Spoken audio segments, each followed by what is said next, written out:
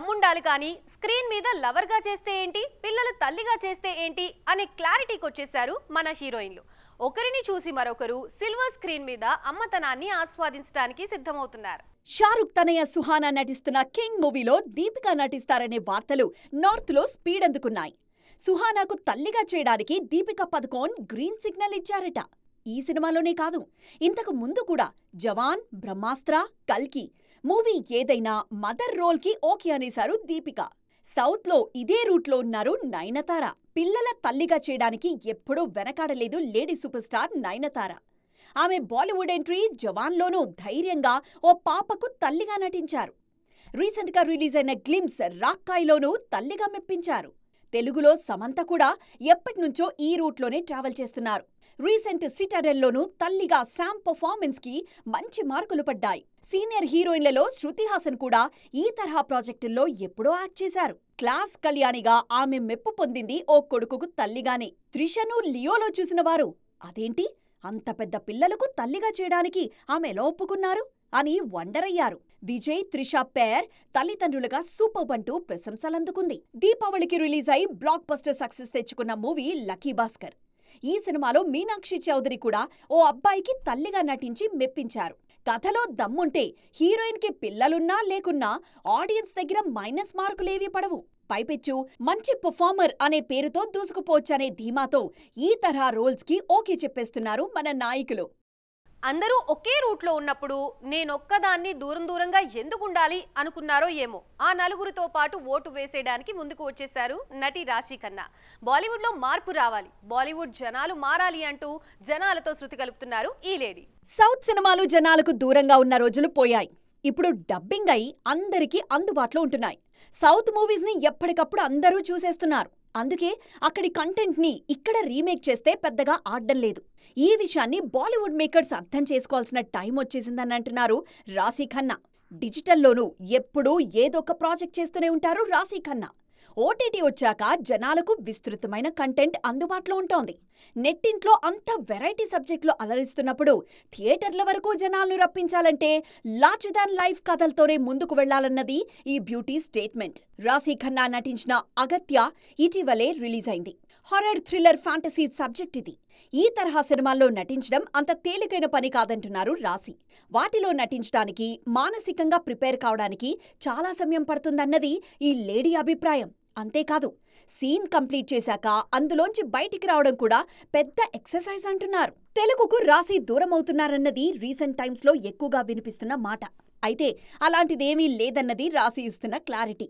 భావోద్వేగాలు ఎక్కడైనా ఒకటేనని, మంచి సబ్జెక్టుల్లో భాగం కావడానికి తానెప్పుడూ రెడీగా ఉన్నానని చెబుతున్నారు రాశి.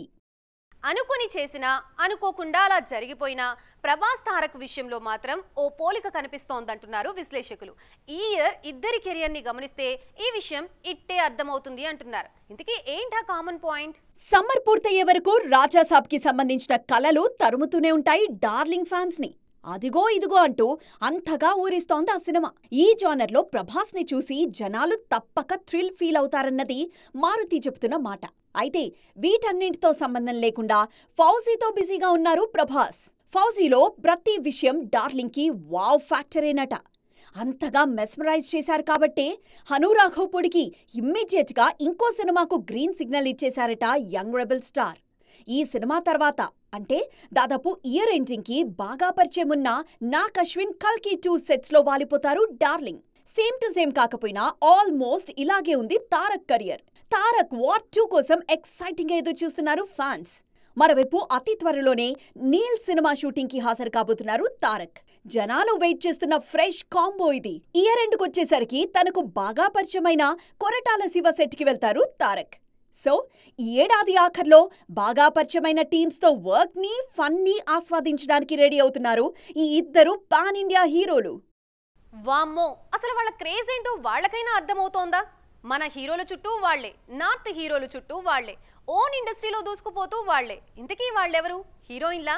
కాదండి, ఒక్క సినిమాతో క్లిక్ అయి లక్కీ లేడీ అనిపించుకున్న హీరోయిన్ల విషయంలో ఎలాంటి క్రేజ్ ఉంటుందో ఈ పొరుగు క్యాప్టెన్ల టాపిక్లోనూ యాజ్ ఇట్ ఈస్ గా అలాంటి చరిష్మా కనిపిస్తోంది.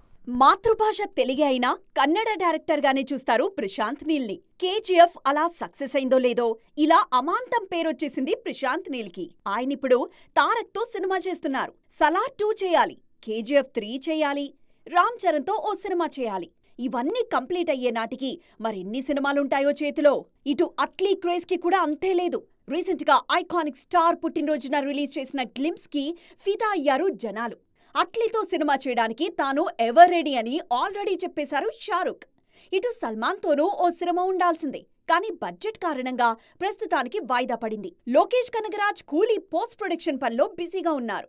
ఈ సినిమా తర్వాత ఖైదీ 2, ఆ తర్వాత విక్రమ్ 2, తెలుగులో ప్రభాస్ తో పాటు స్టార్ హీరోలందరితోనూ టచ్ లోనే ఉన్నారు. నార్త్ లో అమీర్ ఖాన్ కూడా ఈ కెప్టెన్ తో పనిచేయడానికి రెడీ అంటున్నారు. విజయ్ ఊ అనాలే కానీ ఇమ్మీడియట్ గా సినిమా చేయడానికి రెడీ లోకేష్. నెల్సన్ పరిస్థితి కూడా అచ్చం ఇదే.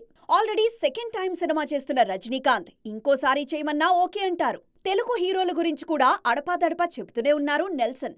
సో ఇప్పుడు సెట్స్ మీదున్న సినిమాలు రిలీజ్ అయితే ఈ కెప్టెన్ల నెక్స్ట్ మూవ్ ఎలా ఉంటుందో చూడాలని ఈగర్గా ఉన్నారు ఆడియన్స్. ఆస్కార్ అనేది అందనంత దూరంలో ఉంటుందనే భ్రమలు ఇక అసలే అక్కర్లేదు. ఆల్రెడీ ఆస్కార్ కి రూట్ వేసింది మన RRR. జస్ట్ రూట్ వేసి సైలెంట్ గా పక్కకి తప్పుకోలేదు. అవకాశం వచ్చిన ప్రతిసారి డంకా బజాయిస్తూనే ఉంది ఈ మూవీ. లేటెస్ట్ గా మరోసారి న్యూస్ బ్రేక్ చేసింది RRR. ఆస్కార్ అవార్డుల్లో ఇప్పుడు మరో కేటగిరీని యాడ్ చేశారు నిర్వాహకులు.